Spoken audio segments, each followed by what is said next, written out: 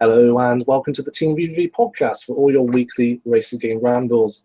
I'm Martin and joining me as ever is Kevin. Hi guys. Alan. Hello viewers. And Ed. Hello. As always, if you enjoyed the podcast, don't forget to leave us a like and subscribe. It really helps support what we do.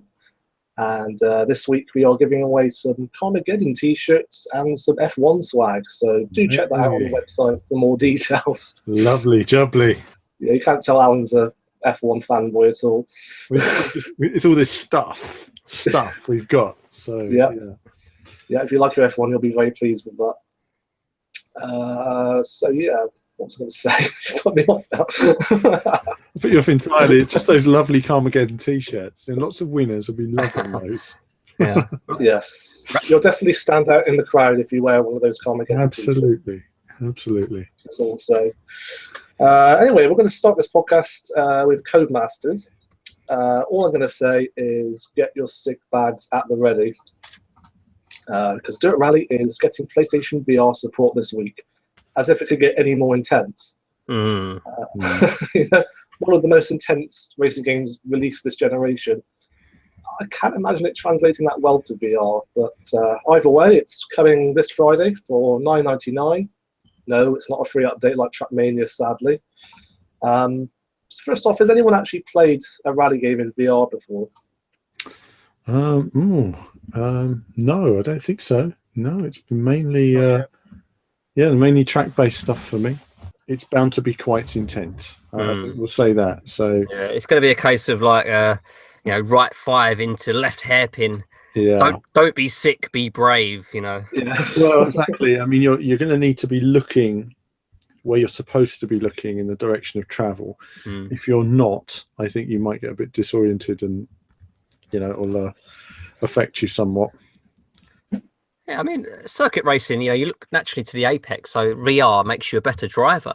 So it'd be interesting to see how that translates in the sort of rally genre as well, because like you say, you have to sort of look where you're going, and, I guess it will aid players to sort of get more of a sort of awareness of the surroundings, all the different bumps and stuff. So it'd be interesting to check out, just to see if it does actually make you a better driver, in the rally sort of world. I remember I did Dirt Rally on, I think it was Oculus Rift of the PC, and I don't think many of them coped very well with it. I'll say that much. Yeah. I don't know how often they play racing games. In fairness, it could be people that aren't that used to VR or racing games. In which case, it's probably not the best game to start off with. I mean, I remember the PlayStation VR trailer for Dirt Rally, initial trailer reveal, and I was surprised how good it actually looked, and I was a bit skeptical whether we'd actually see that level of fidelity. So it'd be interesting to see. But having said that, of course, I find that when you watch VR on a 2D screen, it doesn't give you that accurate picture. Like, you don't actually see the jaggies as bad, I find. No, you don't get the stereoscopic 3D effects either, obviously, watching it on a 2D screen and things like that. So perhaps it actually looks better on a 2D screen than what it would if you was experiencing it regarding things like jaggies. So. I'd imagine so. Yeah. Yeah, I mean, I like you say, it's very difficult to gauge the fidelity, but do remember that the game ran at 60 frames per second on the base console. So to move that to 90 frames is a 1/3 increase is acceptable. And also remember, there's only one car on a track. There's no other cars to race against. So unless you do a rallycross race. Unless you do a rallycross, of course, yeah. But for the most part, for the rallying stuff, they can still add a lot of detail in there. I just hope that the resolution is clearer, and I'm sure it will be, than Drive Club. I think that's the main. Yes. It's the resolution in Drive Club that sometimes gets to me. So, the you might feel like you're. If the pitch is so bad that it feels like you're not wearing glasses, it's that blurry. Yeah. Yeah. Having said that, I always wear my glasses using PSVR now, and it's made for a much better experience. And you can wear your glasses very comfortably and wear the PSVR, which is excellent. So, the other question is, will people actually pay for it as well? I think people who've paid for PSVR will. I don't know the price of it actually. Do you have the price? $9.99. $9.99. I think people have just for the update. That doesn't get you lost in the full game. No. I think people who've got the game in PSVR, I think will be up for it. And obviously people who buy it, I suppose, get it in the box. Codemasters showed the new box that's going on to retail shelves, which now says PSVR compatible.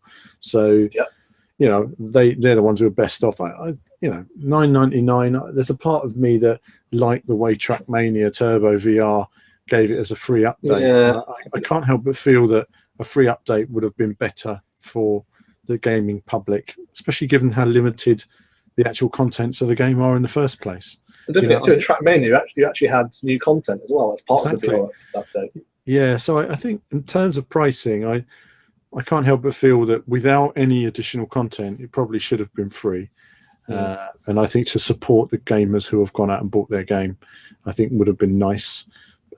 But on the whole, I think a lot of people who have bought the VR will probably buy the VR option on the PSVR and enjoy it. You know, let's face it. I mean, a lot of PlayStation VR owners are desperate for new content at the moment. Desperate, yeah. Need, for racing gamers in particular. I mean, what have we got? Yes. Nothing. When do we want something? Now. I think Gran Turismo Sport's our last hope. I mean, even that was a disappointment because, you know, we found out recently that it's got a standalone VR mode, which only will feature, we assume, a very small portion of the main game. So, not a great start for the VR, is it, of the racing medium? No, I mean, in that sense, the Drive Club is the only standalone racing game made for VR at the moment. Yeah.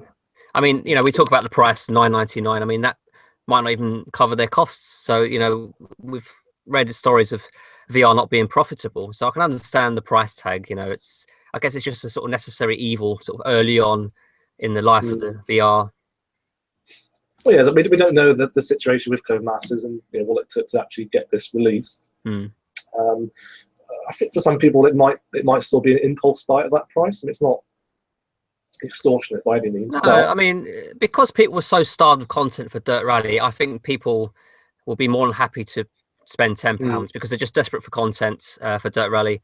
Yeah, but of course you have to have the VR headset in the first place, and I guess it all depends on what side of the fence you're on. If you have a VR headset, this is great. If you don't, then you're going to feel disappointed and let down that there's no DLC content for Dirt Rally, and instead, I would have preferred that, to be honest. DLC. Yeah. Content. Oh, absolutely.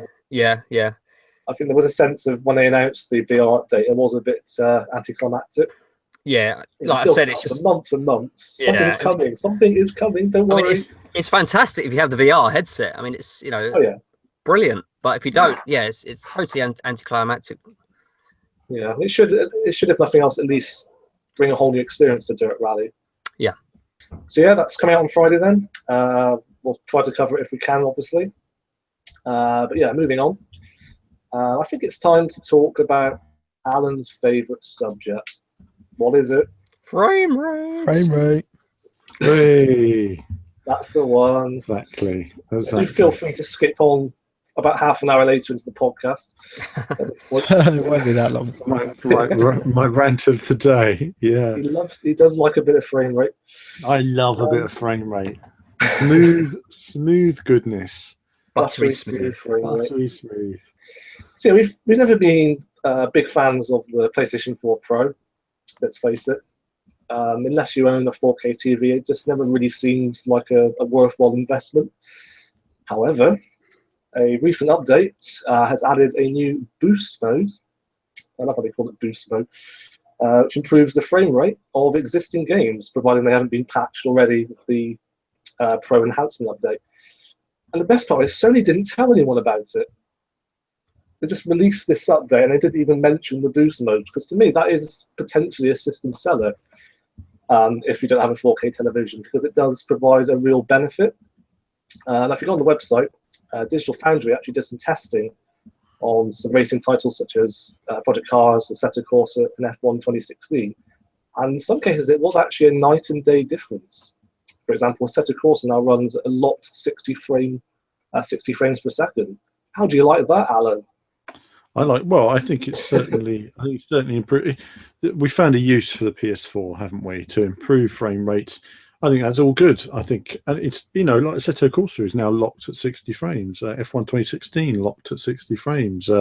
Project Cars, for the most part, will run at 60 unless it's raining with 10 cars plus on screen. So, it's certainly an improvement, but it's still, still disappointing. And it's still disappointing that that, you know, Project Cars doesn't run at 60 frames, or there's other games that they mentioned which I showed in other videos which don't run at 60 frames. They run at sort of 50 or 55 or 47, and you think really the pros should be effortlessly pushing all of these games. So again, from a technical performance, it's good. I mean, this is an essential feature.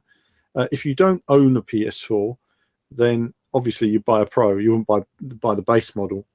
But if you've got a PS4 and you know that Assetto Corsa will run perhaps 7 frames per second faster, is it really worth selling your PS4 and spending several £100 on a new one? No, it's not. It's so I think the power of the console obviously has been disappointing today. I think this is the best thing I've seen on it so far. But I'm in no mood to. I've no interest of you know. It's not sold it to me yet, you know, in terms of that. But no, it's great to see improved frame rates. Let's wait and see the Scorpio comparison, because with all that extra power, I think Scorpio could easily turn a lot of games on the Xbox One to 4K native and to 60 frames if they want to put that option in there as well. So that will be a mega boost mode. So yeah, I think it's interesting comparisons though from the guys at Digital Foundry. Always good to see their frame rate analysis and to see the progress that's been made. But it really does vary if you see some of their different videos, and I watched a bunch of them testing different types of genres, how some things work better on the Pro, but some things are almost no different at all. You'd fit in well on Digital Foundry, I think.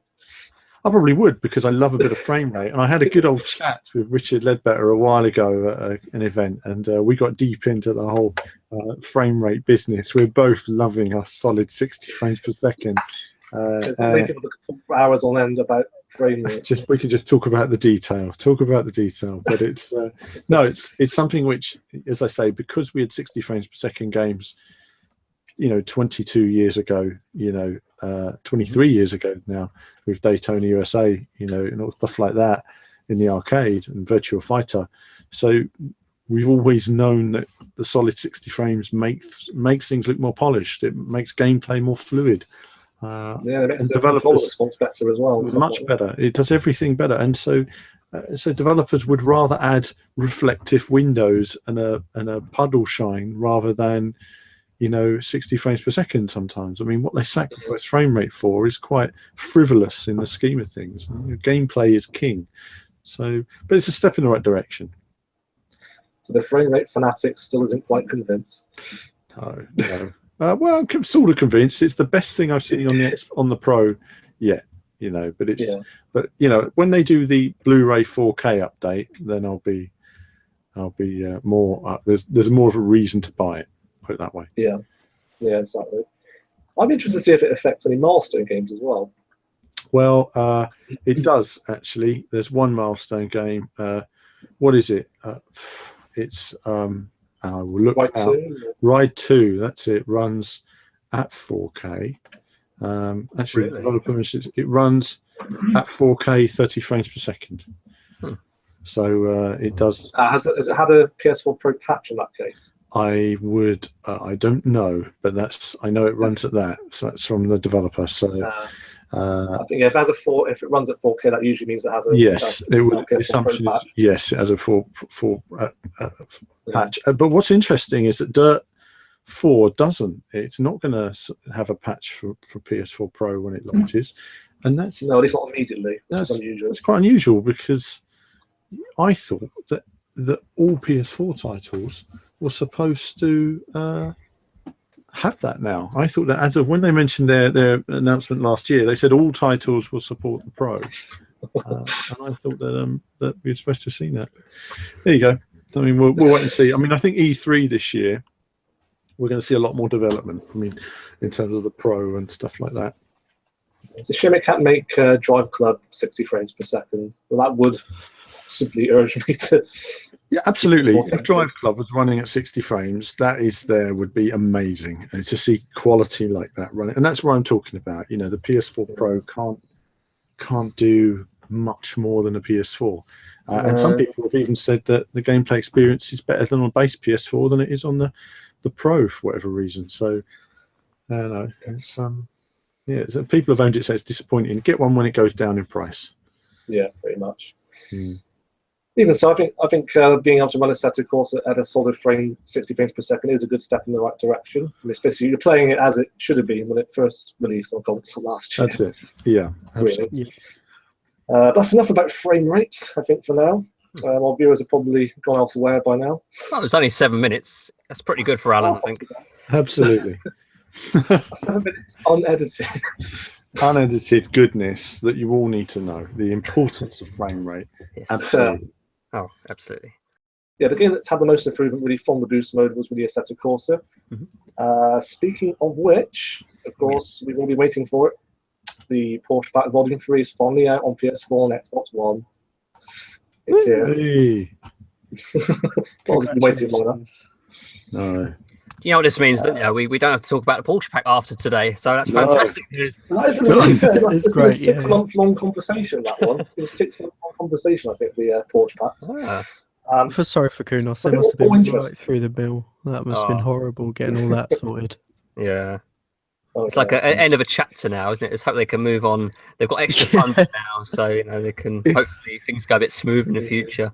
It is. It's the Dacia Sandero. It's kind of that conversation that came Good up. news. Good news. Great news. Yeah, exactly. The Porsche Pack, it really does feel like that, doesn't it? Yeah.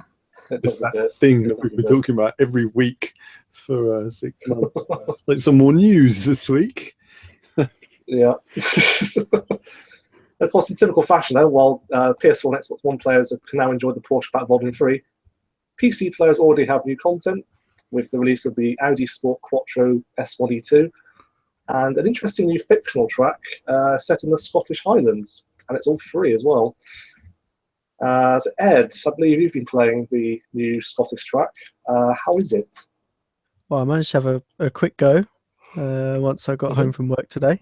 So, the Highlands tracks. There's more than one track to start off with. There's different layouts that you can do, and they're all quite varied actually. There's the sort of main one, which is pretty standard, and then the extended one, which has a few more wiggly bits near the start, and then there's a drift one, which goes off.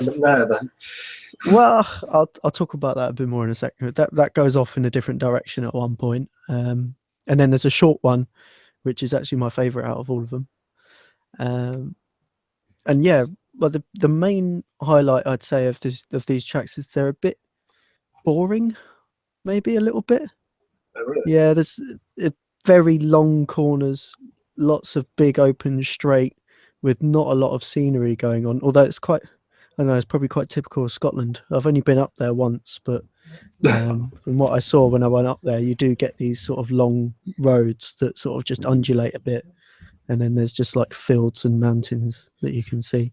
I was just going to say, just to interrupt you, I was going to say that that's exactly my thought. Having not played it, it looked very bland, and the one of the things I didn't like was in the town. They had these kind of repeated red and white blocks, and I would have much preferred crash barriers like Monaco and catchment fencing to give it a more authentic look, as well as rubbered in tarmac. This is something I'm always going on about, the detail of tarmac. And the tarmac throughout, it looks very clean, like it's just been freshly laid, like a carpet. It doesn't look like it has a life to it. If you're driving into a mountain road like that, the road would be weather beaten, it'd be worn. There would be tyre marks where cars have skidded here and there, gone over slight bumps and jumps, so the load's gone on the tyre, whatever. And there's none of that. It's just a plain surface, and for the most of it's like that. There are some areas of like the main bit of track where you get sort of patches where it's been almost like fresh tarmac's been laid, where there's been a pothole or something. Yeah, that kind of deal going on. If you think back to the Black Cat County, I think that suffered from blandness as well. That was their previous fictional track they had. So from the sounds of it, they should stick to just laser scanning real tracks. Yeah. No. I think they should do more fictional tracks. I think if they get fictional tracks right, then it'd be great, because you can do things that you don't have to then go and wait for, like doing a laser scan of an actual track that people want. You can do cool stuff out of tracks that people like. Yeah. you can then create freely. That's the advantage of fictional tracks. But yeah, I mean, like Gran we said, Turismo this one's does just a bit fictional boring. tracks right, don't they? You know, there's so many classic Gran Turismo fictional tracks that it wouldn't be a Gran Turismo game without these tracks. And maybe Assetto Corsa is trying to introduce their own sort of iconic tracks, and you know, they're going to get some hits and they're going to get some misses as well. Yeah, I mean, one of the big things that what made me realise that this track is a bit bland and there's not much around is that I only got a few laps in on each circuit before we had to get the podcast ready, but I was finding it hard to sort of figure out braking points, because usually I find like a reference just off the track is what I usually do. I might, like on the Nürburgring, I might look at what tree is there because there's like one that looks different, or there's like a little sign or something, and you use those sort of references for your braking points, but there's just nothing. There's nothing to base that on, and I end up flying into corners. There's one in particular. Most of the corners are quite long sweeping corners, but there's one that sort of looks like a sweeping corner but has a bit of a kink to it, so it's a bit tighter than you're expecting, and it's slightly blind as well. And I haven't gone around that corner properly yet. I've smashed into the wall most of the time, just because there's no indication, and also with not a lot going on around the track, the sense of speed sort of doesn't show itself very well. Or you don't realize you're going 170 miles an hour up to this corner. It's like, okay, yeah, I need to sort of reel it in a bit. And yeah, what else was I going to say? I suppose. Another thing I was going to say is the drift track is, as I was saying, these are long sweeping corners, so the drift track is all fourth gear. It's massive corners, really? which is like, if you want to do a drift track, it should really be second or third at the most, because all fourth gear like if you're going to do it in the Toyota Corolla that they've got in the game, really fun car to drive, it can't do most of the corners. You're in fourth gear, like clutch kicking the hell out of it, just trying to get it sideways. It's just not having it. So yeah, it's not great. The short track's better for drifting. I was just going to say, actually, you know, the Black Cat County thing, that's kind of what I had in mind, because that is a bland environment. You've got a perfect tarmac, no wear and tear, no dust, nothing like that. It doesn't feel real. And it's kind of like if you took the Black Cat County environment, then put grass over it, well, then you've got your Scottish track to an extent. It's the same sort of mountains and rocks without sort of certain trees and detail and everything else there. So I think when you look at as a comparison, the Scottish tracks in Drive Club, they feel so much more detailed and authentic. They have an aged feel about them. A damp feel about them, and I really like that. I thought it was in Drive Club they nailed it. In fact, you know, and especially combined with rain, you've got your perfect Scotland racetrack.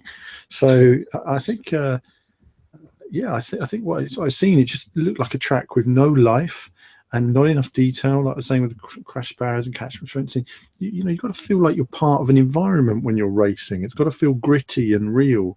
And instead you end up with something that looks clinical. And yes, the handling might be there, but it's just a clinical video game environment. It doesn't feel real. And I kind of feel it needs a detail overhaul.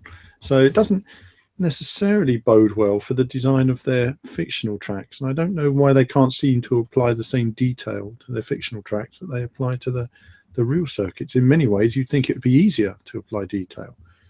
So come talk to us so we can consult them on what they're up to. Absolutely, I'd be more than happy to. Yeah, we're always here to help. We're not saying all this stuff because we don't like you. We're saying this stuff because we want it to be amazing. Well, that's it. You know, you want it to be as good as it can possibly be, and you know, I just sometimes you feel they're just not reaching their own potential, or they're rushing a circuit to move on to the next one to build the package, the overall package, to say we have this many circuits and this many cars. Yeah, and that's my only fear. It was lacking a bit in tracks in terms of quantity, so it does feel like they're making up for it a bit. Yeah, absolutely. Really, it's a shame because I think we do need to see more quality fictional circuits in racing simulators like this, because not like Kevin said, there's such iconic circuits in Gran Turismo. It really sets it apart from the crowd. I think that's been a bit lacking this generation. Yeah. If anything, I mean, Drive Club probably has some of the best fictional circuits actually in any racing game at the moment, I'd say. Yeah, it's certainly something which I think racing games need to embrace. I think Gran Turismo 6 had a great selection of circuits. You could do real life, or you could do made up circuits or whatever, or made up circuits in real life environments like cities and stuff. I love all that sort of stuff. So, I'd like to see more of that in games. But as I say, you've got to do it right, and then you end up with a classic circuit that people love.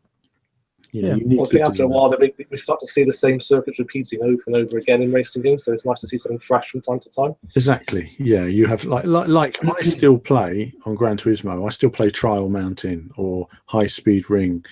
Classic circuits. Yeah. And what I like about it is every time there's a new Gran Turismo game, is going back to those old circuits that I loved and seeing how they've been graphically refreshed. And I can still jump on there and play it and start lapping. And those circuits are unique to them. They didn't need to license it like they have done with this silly Pikes Peak business. They've, they've had their own unique circuits. Fine, do that. And I think it's fine for all games companies to do that. It doesn't always need to be real circuits, but obviously when you're simulating real motorsport, then it's nice to have as many real circuits as possible. And in that sense, like you say, Project Cars 2, wow, what a roster. I look forward to seeing what they've actually got. Yeah, and Project Cars as well. They're not afraid to get the creativity out, and they do that with the cars side of it, where they might not have a license to have Formula One cars, so say make their own Formula car, and you can still have loads of fun. Exactly. That's the advantage. Yeah, absolutely. Or you can go in the direction that Forza is going at the moment and go open world, which seems to be the trend at the moment. Or you can go in the direction Gran Turismo is going, and loads of these Vision GT cars. I was going to say the direction GT is going is nowhere. Nowhere. Yeah, I think I actually did ask. I think I did ask Kazunori that when I saw him. Actually, I did an interview on the channel about a year or so ago. Oh, was it 2015 when I met him? And we talked a bit about, it's got to be 2015. And I said to him in the interview, I think there's a question where I said to him, why, what's the benefit of this? There's so much money going into it from the car companies and from Gran Turismo. And I can't remember what he said now, but it was just about awareness and stuff. But I just felt that the Vision GT has been, no one's interested. I mean, universally, people are bored with it now. They just want a new game from it. And I think that it's great if the new game was already out and this Vision GT meant something special. But it's meaningless. It's too worn out by now, isn't it? It's something they've done for a number of years now and hasn't really captured the imagination of players. And they throw in these little quirky things like we had the moon missions, and there's this massive focus on escapes mode, which is the photo mode for GT Sport. And you just think, well, I don't believe they've really got the focus down with these games to, or at least they've not got the core aspects down first before they sort of concentrate on these little frilly bits. To most players, most players won't be interested in these little areas. You really do have to get the core first before you introduce these other features. And we're still waiting for GT Sports, and a number of years into the PlayStation 4 life cycle, and I just don't hold up any hope for GT7 even this generation. It's becoming very concerning. Yeah, exactly. There's been no news about it at all lately. To me, I think we're gonna have to wait until E3 for the next kind of big announcement as far as GT Sports concerned. Yeah. Well, I mean, who knows? I mean, they might do something in the spring again, but I think it's going to be E3 now. And at E3, GT Sport is going to probably have an incredible trailer that blows our socks off. They'll show a few new circuits, a few new cars, a whole new mode, and it'll become GT7. Yeah. And of course, they'll be facing off against Forza Motorsport 7 at the same time, which apparently is now worth $1 billion, the franchise. Yeah, it's made $1 billion. Yeah. I mean, it's really, because how many games they've released over time. Exactly. I mean, it's not a surprise given how many games they've released at all, really, to reach. If you think, I don't know, what's that? That's 6 Forza Motorsport games. It's 10 games, isn't it? 10 games they've released, is it? 9 games. How many GT games? Well, it's 6 G. Well, I don't know actually how many it took how many, because Epiphany's made a lot more. They've got two prologues, the weird concept one that came out in between 3 and 4. I mean, they had their heyday a few years ago where they just raked in the money basically on GT Prologue. It hasn't been going quite as long as GT. No, it's not been going as long, but as I say, they've been consistently knocking out the titles over the last 10 years, and well done to them. I mean, it's a fantastic achievement by Turn 10 Studios, and the fact that they're accelerating so quickly with their development and coming out with quality every time. I mean, it's crazy to think on this generation that it will be the third main Forza Motorsport game coming out this year, plus 2 Horizon games, and they still haven't managed one Gran Turismo title yet. it does put it to shame, doesn't it, Gran Turismo? Yeah. So will Gran Turismo Sport sell as much as the 5 Forza games put together? I think not. No way. Well, interestingly, apparently Forza Horizon 3 was the best-selling racing game of this generation, which again isn't that surprising. Yeah. So it sold 2.5 million copies apparently. But interestingly, compared to that, GT6 sold over 5 million on PS3. Yeah. I mean, the GT6 figures I imagine are, probably a year or two or more perhaps down the line. Whereas Forza Horizon 3 has not been out very long, so I mean 2.5 million is a cracking number actually. I'm surprised it's that high. That really is impressive. But then it had the amazing graphics, and graphics sell. Yeah, it's a system seller for Xbox One. Let's face it. Remember, it's firstly GT6 has been out now for several years to get to that figure, but also the PlayStation 3 console had been out for quite a few years as well. So I think in 2020, if you see how many copies Forza Horizon has sold, then you might be able to compare it. But because there's always a new Forza Horizon every couple of years, you'd need to look at the Forza Horizon as a brand, how many it sold. But either way, they're doing amazing work. Playground. So GT6 came out at the very tail end of the PS3's lifespan. Such a big year. Sorry to interrupt, Mike, but such a big year. We got Gran Turismo, we got Project Cars. I keep saying it, Forza 7. This is amazing. I mean, this is like the year Forza 7 and Gran Turismo 7, like say, meeting each other. My goodness me, I going way back. You never thought that. I suppose Turn 10. This was always the plan, but they've got there now, and this is the year when one of them will come out a winner. In terms of gameplay, I'm not necessarily caring about sales. GT will always sell really well, but one of them will come out a winner. And I just want to see where Project Cars 2 ends up in the mix, because if they manage to do what they're proposing to do, then that could be incredible. So they do Project Cars 2 it's almost like the underdog though. The big franchise. I mean, we've seen the buzz on Project Cars 2. It's incredible right now, and there's no buzz for GT Sport, or very little. So now it's all about Project Cars 2. That's where the hype is. That's where the buzz is right now. Well, they do everyone's been gagging for it. Oh, it's going to be broken. It's going to be glitchy. It's going to be this. It's going to be that.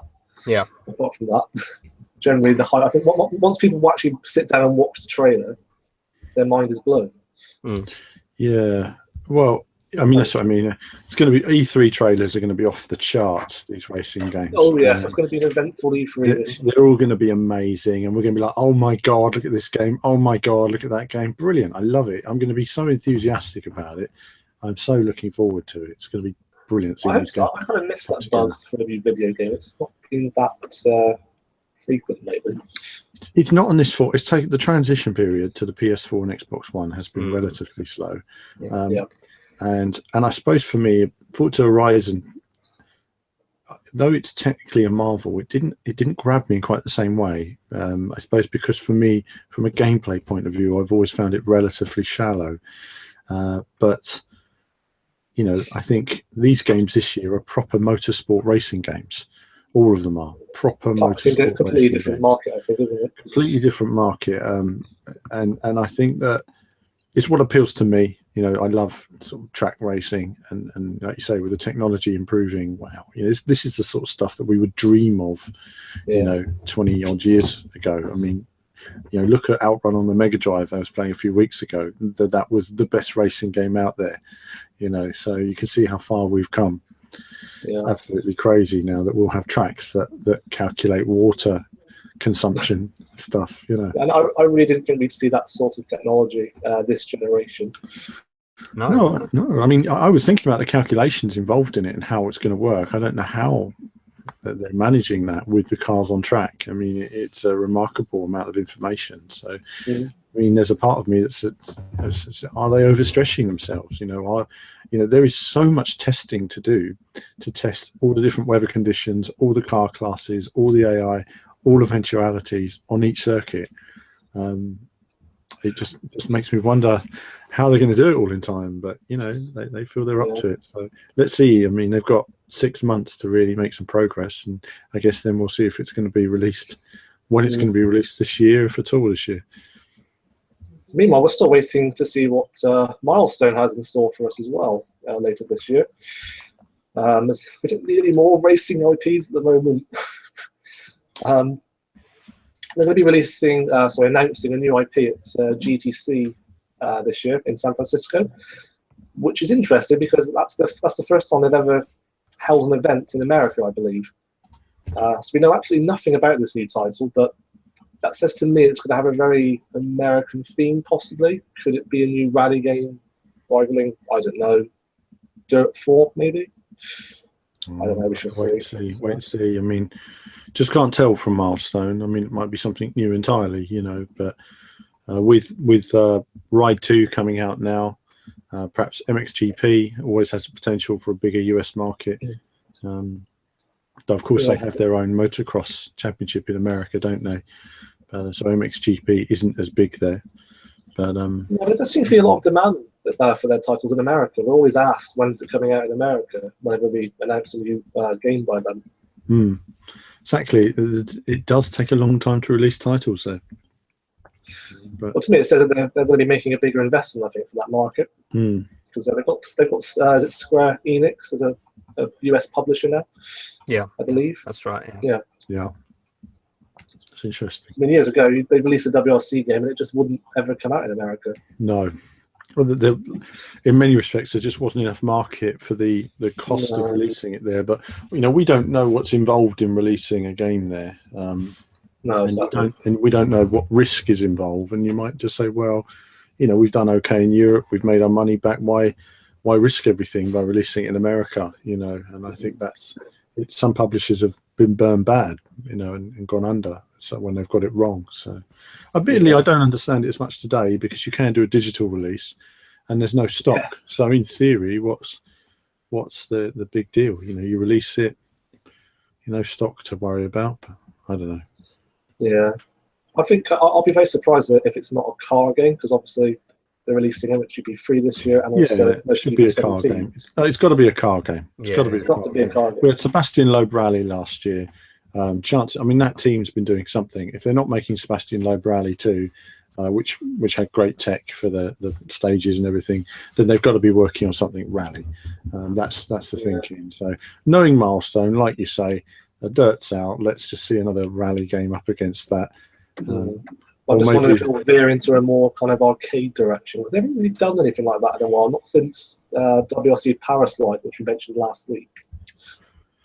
Yeah, I mean, in a way, I think the crossover works well. You need a game that's got the appeal for a wider audience than pure hardcore simulation, but has a simulation mode for the player who wants to take it a stage further. You know, that's what works best. But they do need entry-level handling options in these games because a lot of members of the public will never use a steering wheel. So we use a wheel for best control. A lot of them won't have that. So you need great controller control, and you need it to be very approachable as well. And I don't mean approachable in slow cars. I mean fast cars where you can feel like you're an amazing driver and it's basically driving itself.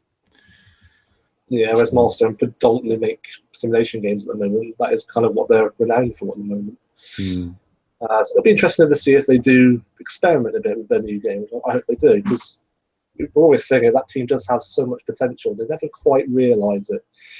You know, they never quite meet their potential. They always come close, but never quite. They're getting better and better, aren't they? For me, Sebastian Loeb was a fantastic game, and Ride 2 very much enjoyed it. And to me, those were the two titles, in my opinion, the best from Milestone. So the future's bright, you know. Y2 is by far the best game they've made in years, I think. It's just got those one or two elements that hold it back from greatness, I think. I think they'll get there. They'll get there. Absolutely. Yeah. More resources now, after all. Speaking of bike games, actually, there was a new release this week that went under the radar a bit. There's a game from, would you believe, Miniclip on console for, I think, the very first time, actually. So we've got the release of MX Nitro. It's basically just trials, but with motocross racing, from what I can see. And that sounds like a very good thing, because I'm a big fan of trials, and let's face it, I don't think there's been a good trials game this generation. Yeah, I mean, Trials of the Blood Dragon was terrible. What was the other one called? Trials Fusion didn't quite do it for me. So to me, there hasn't really been a great Trials game since Trials Evolution on Xbox 360. But MX Nitro could be promising. We haven't played it yet, but it looks like the kind of fun pick-up-and-play title that this genre's been really lacking lately, I think. Yeah, I mean, it looks like a very sort of simplified version of Trials, which concentrates on stunts. And I've got to say, I was very impressed with the animations and the speed of the game. It's got a good sense of speed. The animations are good. The stunts look interesting. It looks like a good, fun title. So graphically, it doesn't look bad either, actually. No, it does look good graphically. It does, yeah. So this is certainly a good product from a team that has previously worked on the mobile market only. So this is a good first game for the consoles, I think. Yeah, I mean, considering it started out as a Flash game online as well. I was about to say, is this Miniclip as in the website Miniclip? That's the one that you spent all your IT lessons at school playing games on. Yeah, exactly. Club Penguin and all that. Yeah. Yeah, I think there's a Trials game on there as well, isn't there? There was, yeah. Yeah, I used to have hours of fun on that. But yeah, I mean, this could be the Trials game we've been waiting for this generation, dare I say it. But we'll reserve judgment until we played it ourselves. The video that's on the website, if people want to check it out, just go on the Team VVV website. So there's a really cool looking video on there. It actually made me think, do you know what? That looks like a lot of fun. It looks like one you button mash to see how many tricks you can pull off before you hit the ground. Yeah. And if you do crash, the crashes look really good. The ragdoll physics look really good. It looks like a lot of fun. So MX Nitro is available at the moment on PC, PS4, and Xbox One. I just checked the PlayStation Store, and it's being sold on there for $15.49. Is that the price you're expecting? A bit of the price? Yeah, I think more £10 sort of game, perhaps. Well, that's what I'd assume personally. I don't know how long the campaign is or anything like that, but it's not quite. It says 40 hours single player campaign, so that is extensive, isn't it? Okay, that's more than you'd expect. Yeah. I mean, imagine playing this game for 40 hours. They have to do something to make it interesting, but there are like 13 sort of head-to-head boss races, so and 55 tricks as well. So there's plenty there, I guess, to get stuck. Does the game have enough depth to warrant playing that much? 40 hours, yeah, that's the worry, isn't it? I mean, I can't imagine playing this game for 40 hours somehow. They're saying that I was addicted to Trials Evolution. I could not stop playing that game, but to me, MX Nitro doesn't quite have the same level of challenge by the looks of it. No, exactly. It's tricky to say without obviously playing it, but you've played Trials a bit yourself, Kevin, and you'll vouch on me of how frustrating it can be. Oh yes. You should think yourself fortunate you never played the other games. No. In some ways. But then again, it's the thing with Trials of the Blood Dragon. It had those platforming sections, so I did have to suffer those. That's like the flat-out free of the Trials series. I kind of enjoyed it, but the platforming was unnecessary, I felt. Yeah, it just strikes me as a bit of a misstep for the series. Yeah, they're trying to invent something new, freshen the series up, and unfortunately it fell flat on its face. Right, time for the Q&A this week then. Starting off with Facebook. We start with Adam Lee. He's asking, what are your thoughts on career modes in racing games? Are you in the GT camp, i.e. crap car that you fall in love with and plenty of grinding, or project cars with everything unlocked at the start? We kind of touched on this in previous podcasts, actually. Yeah, I guess we all came to an agreement. It depends on the game, doesn't it? Yeah. If it's a more simulation game, I guess we prefer to have everything at our disposal. Yeah. Whereas if it's more progression, where we progress through a number of cups and championships, Much like GT, I guess we prefer to start with the smaller cars, which you do actually fall in love with. You know, it's that special link with the first few cars in Gran Turismo that's so special. You know, for me, and a lot of people agree with this. You know, the best hours you put into Gran Turismo are the first, say, 5 hours, where you start with the crappy car that's costs less than 10,000 credits, and you just sort of work your way through the game using perhaps 2 or 3 cars that you've actually upgraded, and you know there's that attachment to these cars, and you know we're missing that a lot with recent racing games. For example, Forza Horizon 3. I knew you'd mention that. Yeah, the progression is very off, and you're given all this money, all these cars straight away, and you're given amazing cars straight away. So there's no real connection, there's no progression, there's no starting off at the low end and working your way up. I mean, that's something that the first Forza Horizon game did really well, ironically. Yeah, it had much better progression. It felt more special. You appreciated the faster cars more. And, you know, I guess it's just the way we're going with gaming in general. More sort of instant gratification is going on, and you know, people are willing people to don't have put the attention span they used to. No, and unfortunately, unfortunately, microtransactions as well. yeah, and they can sell. Yeah, exactly. They can speed up. Which are just basically paid cheats. Yeah. To unlock everything. Yeah. So for me, it depends on the title, basically. Yeah, absolutely. Next up, Boris, who has given me permission not to try and pronounce his family name. He says, don't know if this was discussed, but what game do you think should be remastered for current gen consoles? Driver, obviously. Remastered Driver. Yeah. No, Driver San Francisco. Let's say that again. For me, Ridge Racer. Ridge Racer is a forgotten brand. I'd love to see Ridge Racer brought back. Yeah. Imagine a Ridge Racer in modern graphics. It could be epic. Be amazing, but it's been left in years gone by. We'd love to see it again. It used to always be almost a tech demo in a way, and you know, I think I'd love to see it if we see it again one day, launching the PS5 and the Xbox, whatever it is, when we get to that stage. It would be amazing to have a new Ridge Racer. Yeah. But yeah, I think they're the main ones. I'd like to see Midnight Club. I think that there's a lot of assets that Rockstar can use from their previous games, like Grand Theft Auto 5. You know, they've got the technology in place. I don't see why they can't release a Midnight Club game the next couple of years with the assets and the resources that they have. I'd love to see that, because the customization was second to none. You know, you had external and internal customization. You know, you could see all your customization items in the cockpit, you know, the various gauges and stuff. And, you know, it was just incredible detail. And we're missing that in modern gaming, where the customization is just taking a step backwards, I feel.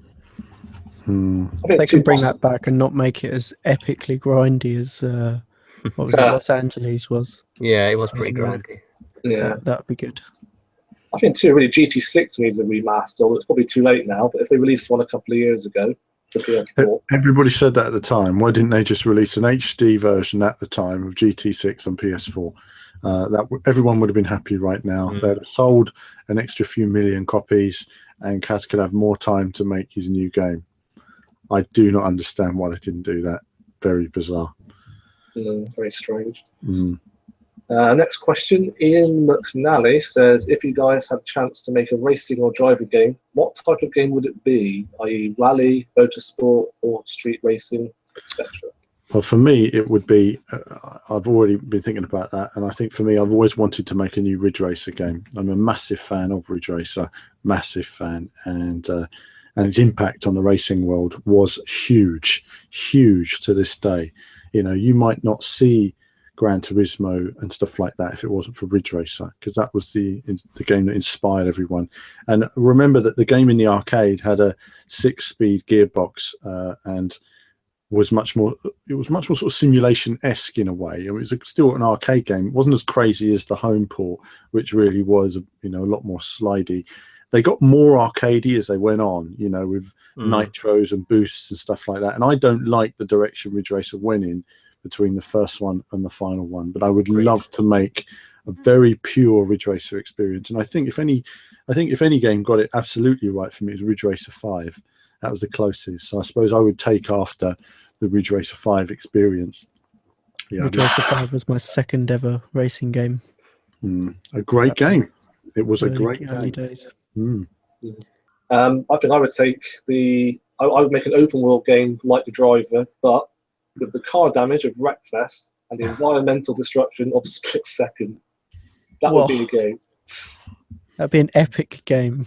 Be awesome. I'd love something like that. I mean, great. You'll be sliding through, blowing up buildings, cars blowing up, stuff blowing up. I suppose in a way that's kind of what they wanted Showdown to be in some way eventually, maybe from a certain point of view. But yeah, it'd be epic to have something like that. Cool. They just call it Michael Bay the game. That was Summit. Michael Bay. Yeah, exactly. Ed? Well, I hadn't really given this kind of topic much thought. I mean, it sounds like Alan and Martin sort of had their ideas that they'd already thought of before in the past. When I've thought of like what game I'd love to make, I've always thought about MMO Pokemons, but racing game wise, Pokemon racing game. They made racing games out of licenses. I don't know. Not what I want. But, I think as far as racing games go, something that just came into my head, which I think would be an amazing game, would be what if you could create a game that is the experience of going to the Ebisu Matsuri, like I did in the summer last year, and you have to go. You get a budget, and you have to try and pick a car that's not too smashed up, and then you have to spend the weekend or like a week there at these epic tracks, and you have to try and spend your time there having as much fun as possible. And then if you break your car, then there's maybe mini games on trying to fix it back up again and get back out on track before you miss time or something like that. And I think that could be really fun, but I don't know, it didn't really develop much further than that in my head, so it probably would fall flat on its face after that. For me, it's basically Test Drive Unlimited with a sim handling model. That would be my ideal game. So who knows? I mean, Test Drive Unlimited free, I don't expect a huge amount from the driving model, but there is a game in development called Drive. Oh yes. I drive in something in vast environments. So that's interesting. But it's not licensed cars though, is it?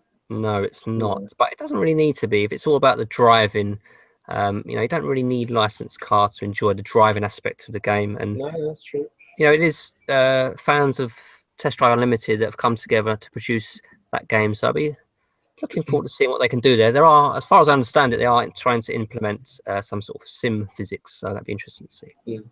I'm amazed Alan didn't suggest a Pokemon racing game. Absolutely. Because they've done a Crazy Frog racing game, so it could happen. Oh God! Yeah. And they made two of them. Somehow they made two of them. We need to get some footage of that on the channel, I think. We should, if it does come out again, we'd have a competition where the first prize gets 1 copy and the second prize gets 2 copies. Yeah. Yi Long says, he's in every question Q&A, isn't he? Any hope for a new Sonic and Sega All-Stars Racing or Mod Nation Races 2? Bizarrely, no sign of it. I would have thought Sega, bearing in mind how Sega sort of struggle as a company with a lot of games, I would have thought that would have had a sequel out by now. Who knows? Maybe there'll be an announcement in the summer, and it will surprise us all. But no, and as far as Mod Nation Races is concerned, the whole Mario Kart genre is something that Sony sort of had. We talked a while ago about Speed Freaks on the PlayStation 1, or like Mod Nation Racers or Crash Team Racing. Maybe they'll release a Crash Team Racing one day, but I don't know why it's such a forgotten genre.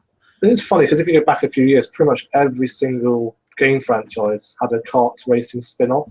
Crash Bandicoot, Jack Daxter, Diddy Kong, Mario, obviously. I mean, I guess you find that with the racing genre, though. Things come in waves, don't they? Yeah, it could still happen. It's one of those forgotten genres. But I think Mario Kart's kind of seen as the benchmark, and I think a lot of publishers think they can't compete because it's always going to be compared to Mario Kart. Well, it will be, but who cares? I mean, if you've got PlayStation and you can't play Mario Kart on your PlayStation, so you may as well develop. I would like to see someone develop a classic Mario Kart style game where you're in a go-kart and you're driving around and you're in a go-kart. You're not in some stupid vehicle that has wings on it or something. And I would love to see someone do something like that. Just a really basic action, fun multiplayer racing game in that way, with weapons, modes and stuff, multiplayer, split screen, 4-player, all the rest of it. Systems can easily power it, and if there's no rival, which there isn't on the market, it does surprise me. But we'll see what comes out of E3, because it's definitely an empty hole in the market at the moment. Yeah, I think they just don't seem to sell unless they haven't got the Mario Kart name. Because I think Mod Nation Races was quite disappointing in terms commercially for Sony. Well, I think that's partly due because it came out at the same time as Split Second and Blur. It was like the big racing game crash of 2008 or whatever it was. Yeah, when everything didn't sell and they just weren't marketed properly. And that's when games companies really, really didn't understand what gamers wanted at that time. They do the same thing. They all come out with the same type of thing at the same time. And I don't think the same will ever happen again. I don't think we'll ever get away entirely from sim racing. But I think there'll be some publishers that say, "Oh, a sim racing title didn't sell, therefore sim racing is dead. We'll focus on arcade racing instead." Yeah, I think at that point that really did spell a change in direction for racing games in a way where publishers were less willing to take risks. Hence why we're seeing so many innovative titles in the indie racing game genre. Yeah, I mean it's exactly. I mean the indie racing scene, and you've played Bears Can't Drift, so I look forward to seeing your review on that one day, Martin. But either way, and a video maybe that would be good as well. Yeah, definitely. I mean, that is we were saying there aren't any modern kart races. That is one. That is one. Yeah, there's not a lot to it. It's quite a shallow little game, but it's fun. Yeah, and it has, believe it or not, split screen 4-player multiplayer. Yeah, I mean that's something which we'd like to see more of. So yeah, it's a forgotten genre at the moment, everywhere but Nintendo, and there's no reason why it should be. So let's wait and see what happens. Yeah. So speaking of forgotten genres, Steve Wood asks, are there going to be any futuristic racing games released on Xbox One? Oh, are there any, Alan? Well, there are. There's obviously Redout. Redout, there it is. Redout's going to be the game. Formula Fusion probably will. I think it's supposed to. I think they said. I think my concern is with Redout runs super smoothly. They've really optimized the code very well. I mean, Ed, you've been playing it on the PC. What do you think of Redout? Yeah, it runs really easily. It's good fun. Very good fun. It takes a little while to get used to. To start with, I didn't realise you could do the twin stick controls. Once I got using that a bit, then you can start really nailing the corners, which becomes quite satisfying. And I remember I booted it up, and then I realised I hadn't been into the options. I'd literally just booted straight into a game, and it was running fine. Went into the options, it's all on ultra. Yeah. Like, God, my computer's not that good. But yeah, they must have optimized it really, really well, because it looks very flashy. But I just turned down the motion blur a bit just because I'm not a fan of motion blur. But yeah, runs really, really, really nice. Well, that tells me, judging by how well optimized it was, and Digital Foundry did an analysis of it, and it runs really well, even on rubbish graphics cards. So the theory is that it should run a nice solid 60 frames on the Xbox One. But R8 games are quite a way behind in their development, and the frame rate struggles on my PC a bit. So I don't know. I think it might do okay on the PS4, but might struggle frame rate wise on the Xbox. So we'll just wait and see. Yeah. But the big shame is that Fast Racing Neo and Fast Racing RMX aren't being released on any other format. What a waste! No, it's a shame. There was actually on PS4 as well. There was one more game, an indie title called Extreme Gravity Rage, which is supposedly coming out for the PlayStation 4, Xbox One, PC, Wii U, perhaps Switch as well, sometime this year. But it did fail the Kickstarter last September, so not quite sure on the status of that one. But, yeah. No. Okay. Yeah, I mean, we've had years with no futuristic racing games, and now you're getting at least two. So there you go. James Punt says, with Project Cars 2 being the official IndyCar license, will there be the different teams and tracks in the game? Did we get a breakdown of all the content yet? No, we got nothing. We just got a picture of official IndyCar. And when I asked, there was nothing more they could tell us about it at the moment. But if we were to use a little bit of prediction and common sense, we would say, I expect that when the Indy 500 comes around, they'll show us the Indy 500 circuit. They'll show us a lot of the teams, cars and drivers that are in it. And perhaps we'll see an oval or something like that, a bit of overall racing there, and a couple more circuits as the summer goes on. I think when Le Mans comes round, we might see it, because Le Mans is just before E3, so we might see something. I think that, like all these games, they like to stagger the information. Project Cars is so big, there's so much to show. I would be surprised if the official IndyCar game didn't have the official cars and drivers in, so I fully expect them to be there. Pete Huxup says, Sebastian Loeb Rally Evo is on sale at the moment on Xbox. How good is the multiplayer? I think I could probably answer that one.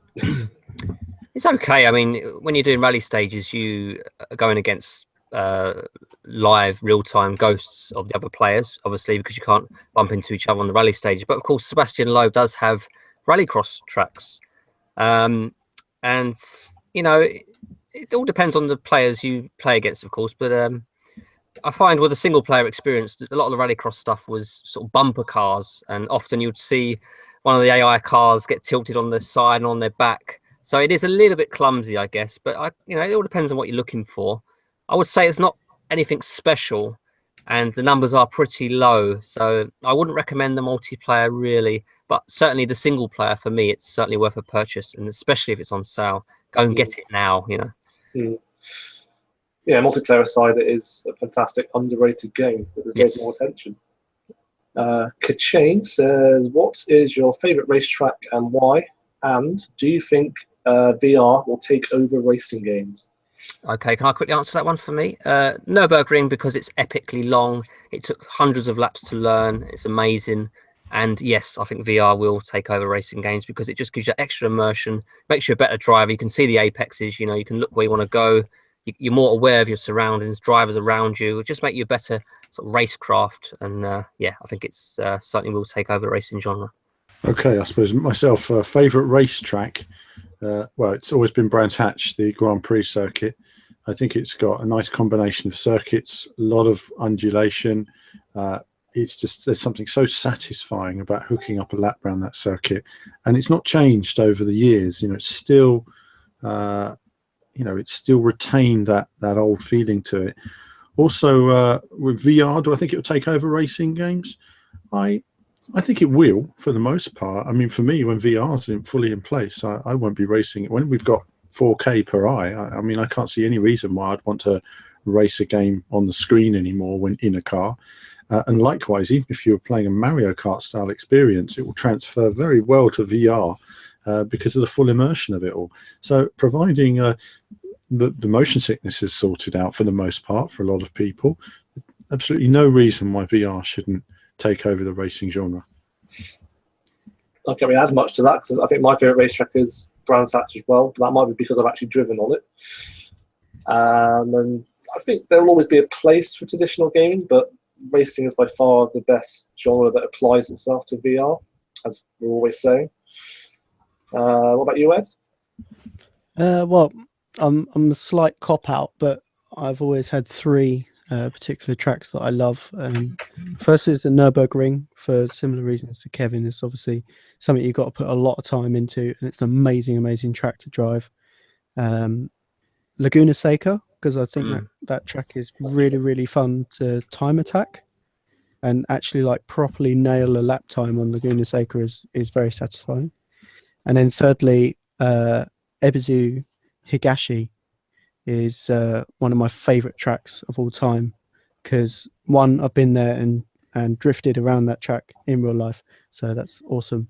And also it's just a very well balanced track. It's quite a small track, but the corners are almost perfect corners, every one. They all flow into each other very nicely, and it works for everything. They do a lot of motorbike racing on it, time attack racing, Best Motoring, which is like Japan's version of Top Gear. Love that. It's been there loads of times, and it's used for drifting as well. It's very, very well balanced track.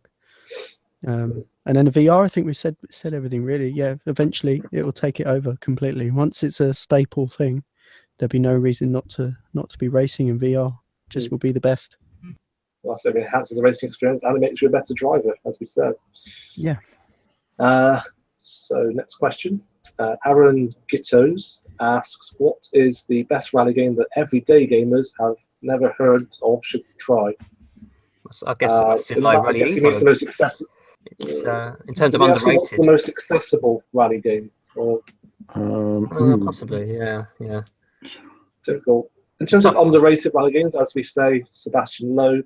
In terms of accessible rally game, it has to be WRC. Yeah, I guess those two, isn't it? Really, I mean, WRC 6, I feel, because it's such an improvement over 5. It's so much more fun with the wheel as well. So. Yeah, but every day, as he puts it, everyday gamers or casual gamers, definitely WRC 6.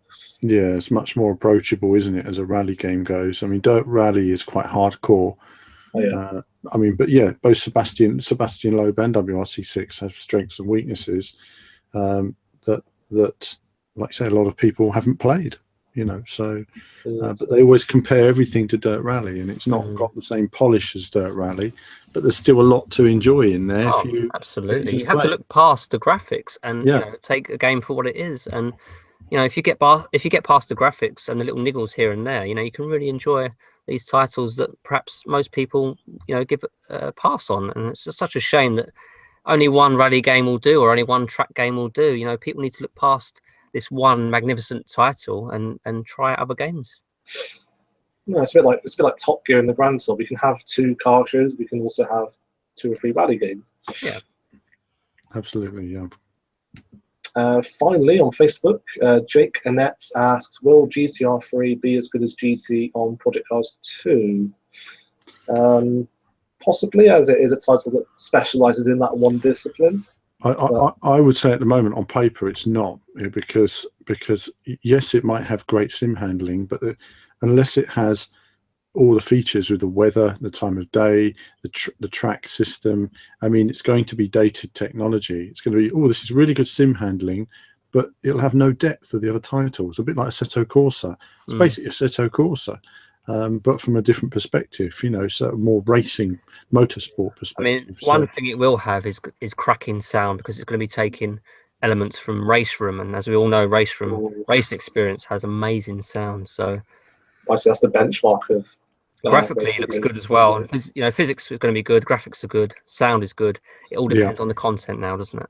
That's right, and that's why I think yes. I mean, it's got all those elements in place. It's just, you know, I think rain and you know, like they can have wind and everything, and all these extra elements. And we have to see what the physics are like in Project Cars 2. You know, I think they've got a good grounding in Project Cars 1. If they build on that and make it better, it's only going to be a solid simulation at the end of the day. So whether it's world beating, who knows? But we'll wait and see. Right, on to Twitter then. Just a couple more questions on there. Stephen Jacks says, "Do you prefer Jeff Crammon's stunt car racer or F1?" F1 for me. Big fan of F1 games throughout the years. Yeah. Probably F1. And you, Alan? You know, I suppose in a way the game that sort of impressed me most at the time wasn't F1, believe it or not, because I didn't have a chance to play it very much. But I did play Stunt Car Racer and was massively impressed with Stunt Car Racer. So I think Stunt Car Racer was really the one I was most into at the time. Okay. One last question. James Allen asks, "What are your thoughts on the Pininfarina Vision GT concept and also the Vision GT initiative in general?" Well, we did kind of touch on that, but my general thought is, why is it still a thing? I mean, why is it still a thing? Yeah, bored with it. You know, it's got, Vision GT. You know, concept cars are so sort of 15 years ago, really. You know, they're not in a game. I'm not playing them. I can't play them. So why am I interested? I don't know. I mean, well, you can more interesting if they made it DLC. If it was like Gran Turismo was out and then they started bringing out Vision GT concepts and then it was free DLC cars in the game, then it would be much more interesting. Yeah. But instead, we're just getting random sort of shots of like a headlight and a half, and it's like, okay. Yeah, I don't know. I mean, I asked Kaz directly. I think we actually have an interview on the channel somewhere of me asking Kaz directly about that. I think I was asking at the time, I can't remember the exact words, but I was asking how does anyone benefit from it? Because so much money is going into it. Where's the benefit from car companies? They're not selling cars. It's not selling games. So I am a bit confused by the investment that's gone into, the Vision GT aspect. And, like you say, if there's not even a Gran Turismo game, we've been talking about it for 3 years. So all very strange. Spending money and actually making games rather than fictional cars. Yeah. That's really what we're saying. It's just what a giant waste of resources in that sense. Really, Maybe it's cool. just have something shiny at Goodwood. Yeah, pretty much. It's kind of just to show off their relationship, I think, with the manufacturers in a way. Yeah, that's what it is. That is what it is. Yeah. We got Bugatti to make a car for us. That's it. That is it. It's just corporate relationship. So it's a marketing exercise. Blowing. It is. Yeah, it is a marketing exercise. Not impressed with the Vision GT then. No, well, like you say, see it in a game, then that's that. Like you say. So it was interesting at first. It was a bit like Celebrity Brain Crash in the Grand Tour. It just went on and on and on, and people get bored of it in the end. And that is it for questions, and I think also this podcast. Unless anyone else wants to add any more? No, I think that's it for this week, really. I think it's been, we've got a lot to look forward to, a lot of news coming up in the channel, hopefully next week. So there's going to be some stuff that we can hopefully talk to you guys about. But this week, it's all been about Project Cars 2. And, as I say, it's the pieces are coming together for what is going to be a big summer of racing. Mm-hmm. Yeah, it's a great time to be a fan of racing games at the moment. But that is it from us for now. Thanks as always for listening, and as always, do keep sending us any questions, and we'll do our best to answer them in the next episode. But that's it for now, and we'll see you again next time. Bye for now. Bye.